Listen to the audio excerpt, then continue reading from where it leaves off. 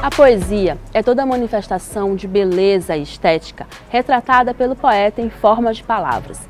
Também é tudo aquilo que sensibiliza, comove e desperta sentimentos. Aqui no Maranhão, que é terra de Gonçalves Dias, Bandeira Tribuzzi, Ferreira Goulart, temos também uma nova geração de poetas. Nesse episódio, a gente vai conhecer os poetas atuais que continuam cantando a nossa terra.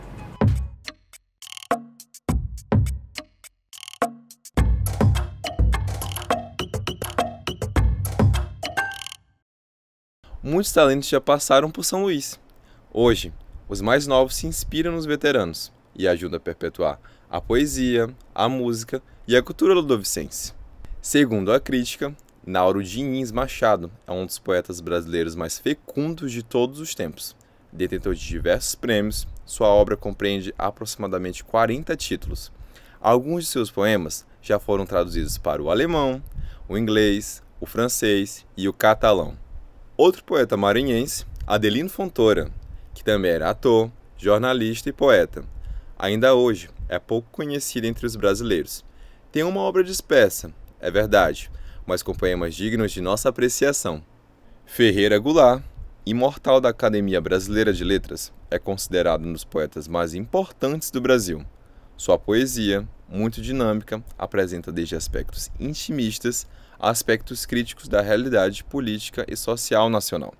Além disso, ousou contra a forma, sendo um dos fundadores do concretismo e do neoconcretismo. De Gonçalves Dias até hoje, o Maranhão é um grande celeiro de poetas. E para conversar sobre a produção poética contemporânea aqui no nosso estado, a gente recebe a Lindevânia Martins, que é defensora pública com atuação no Núcleo de Proteção à Mulher e à População LGBT. Já foi delegada de Polícia Civil e atualmente é escritora e poeta. Lindevânia, muito obrigada pela sua participação aqui no nosso programa hoje. Eu que agradeço, Yasmine, é um prazer falar com vocês sobre poesia maranhense. Isso. Lindevânia, eu queria começar te perguntando que aqui no Maranhão, quando a gente fala de poesia, a gente remete logo a Gonçalves Dias, a Bandeira Tribuzzi, a Ferreira Goulart. Esses personagens, esses poetas, eles te inspiraram de alguma forma? Então, eu comecei a escrever poesia de um modo bem peculiar, eu diria, né? Eu acho que, de modo geral, a gente usa essa escrita também para dar conta das nossas histórias, das nossas memórias, né? Então, quando eu era criança, eu tive algumas alucinações visuais e eu fui crescendo, fui pesquisando sobre isso e nesse processo, né, sem conseguir compreender direito o que havia acontecido, eu me deparei com essa forma de expressão, com essa forma poética de expressão, né? E, na verdade, nessas minhas buscas por poetas, né, antes de procurar Gonçalves Dias, que é, assim, o nosso ídolo, né, antes de procurar Tribuzzi, por exemplo, eu queria muito encontrar autoras, poetas, mulheres. Eu achava que elas falariam mais sobre mim, mais sobre quem eu era, né? Só que, obviamente, quando eu era adolescente, nesse momento, a gente estava num momento que era, digamos, que era um momento pior para as mulheres do que é hoje. Então, a gente está num momento bem especial em que a gente está recuperando uma memória, né, da contribuição de mulheres para a cultura e para a poesia. Tanto é que a gente tem agora a Maria Firmina dos Reis, que foi recuperada de um passado de apagamento, né? Então, nesse meu percurso, o que eu buscava de inspiração, de fato, era em poetas mulheres. E o Maranhão, né, você vivencia muito a realidade aqui no nosso estado, a nossa cidade, São Luís. De que forma te inspira na tua produção poética? Eu acho que o Maranhão significa tudo, assim, nesse estado, o Maranhão, nessa cidade de São Luís e na minha cidade natal, que é Pinheiro, eu sou do interior do Maranhão, né, que eu construí memórias afetivas, né, que me transformaram no ser humano que eu sou hoje. Então, eu diria que o meu processo poético, que passa por essas memórias, ele é todo construído sobre esse meu estar no mundo, no Maranhão, esse meu estar no mundo em Pinheiro e esse meu estar no mundo em São Luís, nos becos da cidade, nas ladeiras, nas praias, nos encontros que a gente tem com as pessoas que circulam pela cidade. Então, eu diria que é tudo para mim, o Maranhão. A poesia também, ela revela muito, né, do eu lírico, né, da pessoa que escreve, dos sentimentos. Como a sua vivência como mulher nessa cidade, as suas relações também são exploradas na sua produção literária? Eu diria que eu tenho tentado ir além da minha própria experiência, né? Como você mencionou no começo da nossa conversa, eu sou defensora pública, então eu atuo atendendo mulheres e população LGBTQIA+. E esses relatos todos, embora eles não constituam, né, a minha experiência pessoal, né, eles também me atravessam. Então eu diria que toda a minha produção literária, quer na poesia, quer no conto, ele é todo atravessado pelo meu trabalho também, pelo meu trabalho de escuta de mulheres e também de LGBTs. Então, quando eu penso na cidade, eu penso se essa cidade foi feita para nós, para esses corpos, né, que foram durante muito tempo e são ainda vistos como corpos subalternos, né, e que são muitas vezes hostilizados.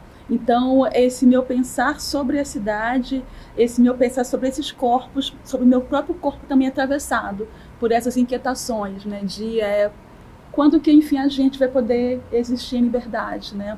Quando que, enfim, uma mulher vai poder andar pelas ruas de São Luís em liberdade, sentar num bar sozinha, né, e ser respeitada de fato, sendo uma mulher, né? E você sente que essa poesia ela é bem recepcionada, ela tem um público, as pessoas elas comentam com você, que sentem nessa relação de vivências? Eu vou te contar uma experiência pessoal, né? Então, eu dou muitas palestras, né, em espaços diversos, né? Tanto em universidades como em comunidades bem carentes, com um público que não tem um repertório formal, que não teve acesso a uma educação formal, né? E aí eu comecei a utilizar, nas minhas falas e nas minhas palestras, né, a utilizar as poesias, tanto os poemas meus como de outros autores, né, mas especialmente os poemas meus, porque eles falam sobre essa inquietação de ser mulher no mundo que hostil às mulheres, né? E aí eu percebi que a poesia, ela tinha um poder muito grande de mobilizar essas forças internas das mulheres, né, para lutar e para resistir. Tanto é que, se numa palestra convencional eu não falasse sobre poesia e não lesse poemas, talvez a plateia ficasse ali quietinha, né? Muitas vezes sem coragem de perguntar, muda. E quando eu lia os poemas, havia uma abertura, havia uma explosão de interesse, né? Eu diria até que uma explosão de alegria, né? E é muito curioso que, certa vez, uma mulher, quando eu li um poema desse meu livro de poesia chamado Fora dos Trilhos, é um poema que fala sobre violência, após o final dessa fala, ela me procurou e disse que esse poema em especial retratava a vida dela, que ela se viu nessa poesia e que se até então ela não tinha coragem para buscar o serviço, né, para abandonar aquela história com aquele homem agressor, ela se sentia agora, por conta desse poema, mais forte e mais corajosa, né? E eu pensei muito sobre isso, sobre o poder que a poesia tem nas nossas vidas, nas vidas das pessoas reais, porque a gente pensa às vezes assim, tá, mas o que a arte pode, né, no mundo, né? O que a poesia pode no mundo? A poesia pode mudar alguma coisa? A arte pode mudar alguma coisa? E aí eu penso que essa reação, que essa história nos diz que sim, que a arte e a poesia podem sim mudar uma história. E podem mudar uma história mesmo ainda nesse mundo que a gente está muito atravessado pelas tecnologias. Você traz essa temática para o seu trabalho? Você utiliza esses recursos na construção da sua obra poética? Utilizo, acho que não tem como a gente não usar mais tecnologia, porque ela está aqui para ficar, não vai nos abandonar, e a gente tem que aprender a conviver com ela e aprender também a olhar de modo crítico, né? Porque do mesmo modo que a tecnologia ela traz muitos benefícios, muitas facilidades, né? Também traz algumas coisas que não são muito interessantes, que não são muito boas, né? Às vezes ela nos afasta das pessoas reais, nos afasta de interações, né? Do olho no olho, né? Mas por outro lado também nos possibilita outras coisas. Por exemplo, né? Eu compreendo que hoje, né, a nossa poesia, eu digo a nossa poesia, a poesia feita no Maranhão, né? Ela chega a muito mais lugares do que há algum tempo atrás. Por quê? Porque a internet, né, ela fez com que esses espaços geográficos, né, eles ficassem muito menores. Então, a gente chega ao mundo inteiro. Então, a gente tem uma penetração muito maior no sul do país, que sempre foi complicado a gente estar lá, né? Mas, por outro lado, também há essa busca por atenção. Então, hoje em dia, a gente tem que disputar a atenção, né, da poesia com a Netflix, né, com o TikTok, né, com o Instagram. Então, a gente tem digamos, mais elementos lutando pela atenção das pessoas, né? E aí eu lembro agora de uma discussão aqui entre um amigo meu e eu, a gente conversando, ele falava o seguinte, né, que a gente tem hoje em dia mais gente escrevendo, e é verdade, e isso é uma coisa muito boa, né? Nós temos especialmente mulheres escrevendo, e eu acho isso fantástico, porque a gente fica muito tempo sem falar nada, muito tempo com a voz presa na garganta, né? Então, eu observar mulheres escrevendo, especialmente poesia, para mim é uma alegria imensa. Então, nós temos cada vez mais pessoas escrevendo, né? E será que a gente tem um público leitor equivalente, né? Será que esse público continua, de fato, interessado em poesia e em literatura? Ou será que esse interesse se dissipa por outras tecnologias, né? Por outros elementos que são, digamos, de mais fácil fruição? Porque, obviamente, ler requer solidão, né? Requer um tempo também de você ruminar o que você leu. Então, tem um trabalho também de quem está lendo em cima dos textos, né? E aí tem essa história da modernidade líquida, né? Em que tudo tem que ser muito rápido, muito acelerado, e tem que ter essa utilidade e a produção a todo custo. Então, a minha preocupação também é nesse sentido. A gente tem um público leitor, a gente está construindo públicos leitores, né? Porque a poesia é uma forma de arte sublime, né? E eu acho que ela traz prazer, traz emoção e também aguça o nosso senso crítico. Então, eu acho que é importantíssimo que a gente continue, né, fazendo poesia e tendo público leitor para poesia.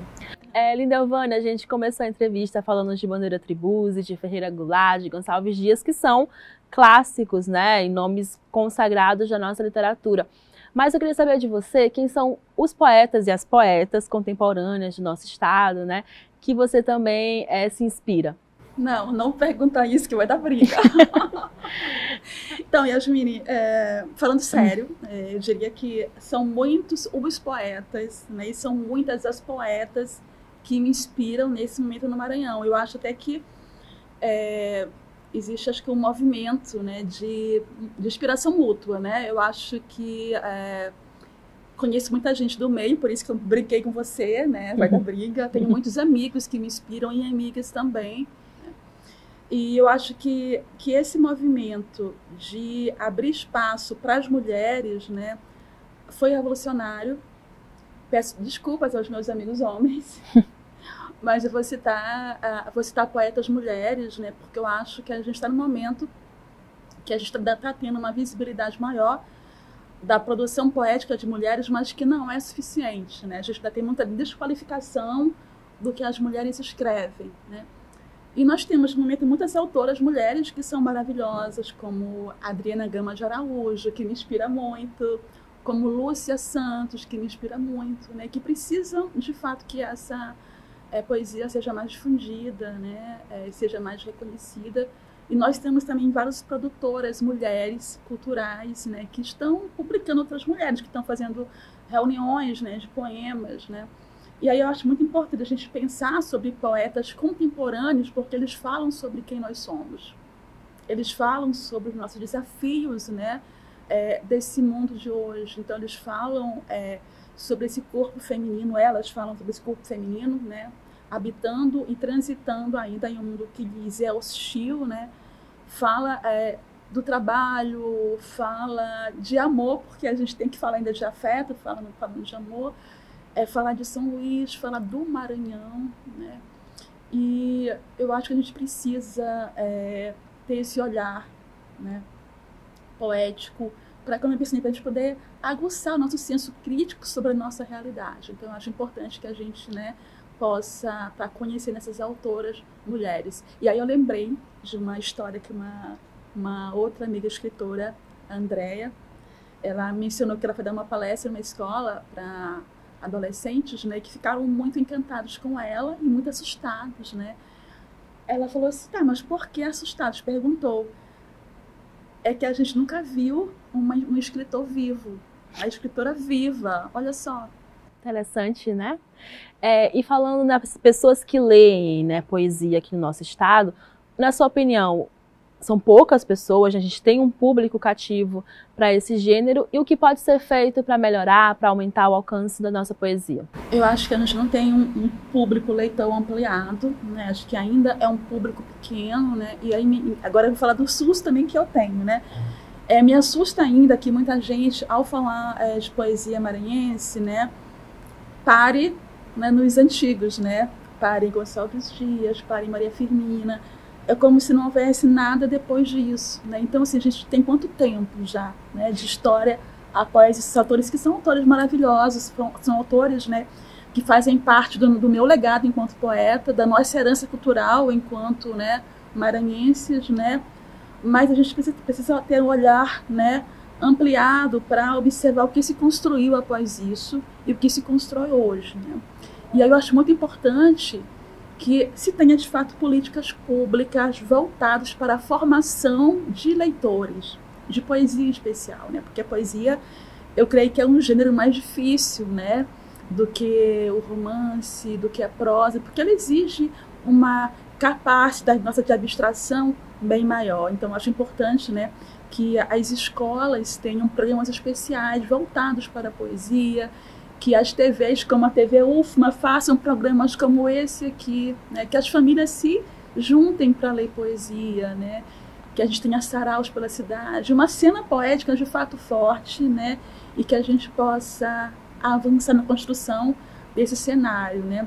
E uma coisa que eu acho importante também mencionar é que não se trata apenas de ter público leitor, mas também de formação também de novos poetas, né? Então, um cenário culturalmente mais rico, né, é benéfico para que surjam novos autores e novos poetas. Lindevânia, você tem uma vasta produção literária, né? Às vezes acho que é um pecado pedir para um escritor escolher uma poesia para declamar, mas eu queria saber se você poderia nos dar esse privilégio. Oba, adoro ler poemas. Então eu vou ler um poema chamado Receita para Voar, tá? Ele foi destaque no Festival de Poesia de Lisboa do ano passado. Receita para voar. Experimentar o desequilíbrio sobre o fio de arame estendido entre duas pontes. Daí, espiar o abismo, desafiar a gravidade, pois um corpo será sempre um corpo com seu peso e suas sombras. Saber que as asas que decoram tuas costas são vistas apenas pelos que conhecem os mistérios e os encantos das fronteiras. Ser humano e ser bicho, ser mulher e ser pássaro, híbrida entre chão e vento. Quando a hora fatídica chegar e teus pés errarem o arame, os que te veem pouco te verão cair, enquanto esse corpo flutua acima das nuvens. Bonito. Obrigada. Lindevânia, muito obrigada pela sua participação no nosso programa. Obrigada por estar aqui com a gente conversando sobre esse assunto muito importante. Prazer é meu, a Yasmine, muito obrigada. Numa próxima, estou aqui de novo. Tá bom. A gente volta no próximo bloco.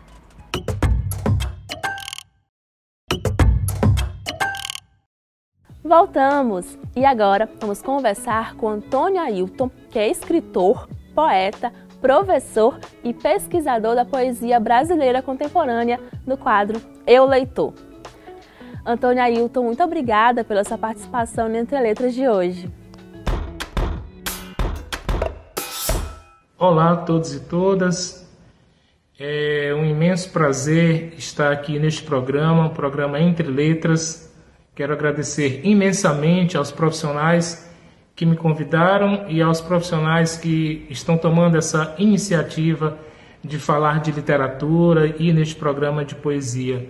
Então é uma honra estar aqui para falar da escrita, da experiência poética e para falar, sobretudo, da experiência de leitura, que foi realmente o assunto para o qual me convidaram. Então, muito obrigado.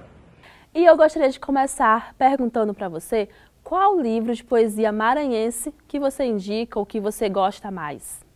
Há muito a se dizer sobre a poesia maranhense contemporânea ou atual.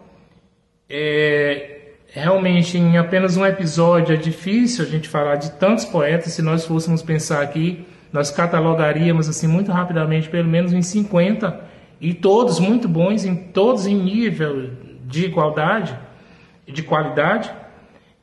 Então realmente é algo para se explorar, com certeza, explorar de uma forma mais espaçada, né, digamos assim, de uma forma que se possa evidenciar cada poeta, talvez, ou pelo menos grupos de poetas de uma maneira mais efetiva. Mas eu não poderia deixar de falar também aqui das minhas publicações. A última foi este livro aqui, A Camiseta de Atlas, em que eu aproveito o mito de Atlas, que é aquele que carrega o mundo, para tratar desse homem, desse sujeito, dessa mulher, desses que carregam o mundo contemporâneo nas costas. E aí o papel também do poeta de levar o mundo e também de dar leveza ao mundo. Então esse é o meu último livro, publicado com incentivo da FAPEMA, que me ajudou muito aí nessa publicação, quer dizer, forneceu recurso através de edital, certo? Então, um livro que é muito bem recebido, tem sido muito bem recebido, certo? Então, esse aqui é A Camiseta de Atlas. Este livro, Homenagem, foi um livro que eu fiz em parceria com o Sebastião Ribeiro. É um livro trilingüe, em língua francesa, língua inglesa e língua portuguesa. E nós fizemos uma parceria, eu e Sebastião Ribeiro. Ele traduzia os poemas, quer dizer, verteu os poemas para o inglês, e eu verti os poemas para o francês. E claro que houve aí revisão e tudo, certo? Mas o resultado foi este, um livro belíssimo, certo? Um livro belíssimo, 16 por 23, e muito bem recebido também, e foi lançado pela Helvétia Editora, Helvétia, certo? Editora, que é uma editora que é Portugal, Brasil, Suíça, que atua em Portugal, Brasil e Suíça. Esse livro aqui, ele é mais antigo, ele recebeu o Prêmio Cidade de São Luís, é Humanologia do Eterno Empenho, que é uma análise sobre o livro A Travessia do Ródano, do Nauro Machado. Foi minha monografia, coloquei como ensaio no concurso Cidade de São Luís. Ele recebeu o Prêmio Cidade de São Luís de 2023. Este livro aqui, Os Dias Perambulados e Outros Tortos Girassóis, que quase ninguém conhece, mas para mim é um livro essencial da minha vida. Alguns dizem que é o melhor, mas outros estão dizendo que o melhor é A Camiseta de Atlas, mas eles dois se parecem muito. Eles dois têm a mesma pegada, o mesmo caminho, praticamente. É uma retomada, digamos assim. A Camiseta de Atlas talvez seja uma certa volta aos Dias Perambulados e Outros Tortos Girassóis. Inclusive tem algo aí no título, que agora que eu estou percebendo isso, tá? Mas parece que também tem aí algo subliminar nesses títulos. Os Dias Perambulados e Outros Tortos Girassóis recebeu o Prêmio Cidade do Recife. Como leitor, a gente sempre tem os nossos escritores favoritos. No seu caso, você tem algum poeta maranhense predileto? É difícil porque tem muitos poemas excelentes, mas eu gostaria de apontar pelo menos o poema Sujo, do Ferreira Goulart, que é um poema histórico, é um poema humano, é um poema que trata ali de uma vida aqui em São Luís, mas também de uma viagem, das lutas humanas, da questão ali, o fundo desse poema, né, é o exílio que ele teve. Foi um poema escrito em Buenos Aires, e que ele vai tratar do homem e da formação do menino para o homem.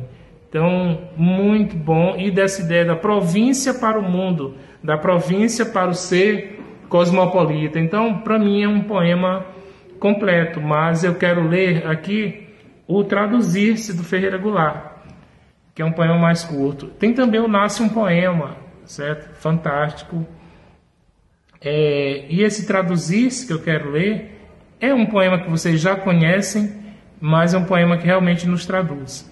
Diz o seguinte: uma parte de mim é todo mundo, outra parte é ninguém, fundo sem fundo. Uma parte de mim é multidão, outra parte estranheza e solidão. Uma parte de mim pesa, pondera, outra parte delira. Uma parte de mim almoça e janta, outra parte se espanta. Uma parte de mim é permanente, outra parte se sabe de repente. Uma parte de mim é só vertigem, outra parte linguagem. Traduzir uma parte na outra parte, que é uma questão de vida ou morte, será arte? Antônio, muito obrigada pela sua participação e pelos seus esclarecimentos sobre poesia aqui pra gente. E esse foi o quadro Eu Leitor. E o Entre Letras de hoje chega ao fim. Mas se você quiser rever esse e outros episódios, basta acessar o canal do YouTube da TV UFMA. A gente se vê no próximo Entre Letras em parceria com a Academia Ludovicense de Letras. Até lá!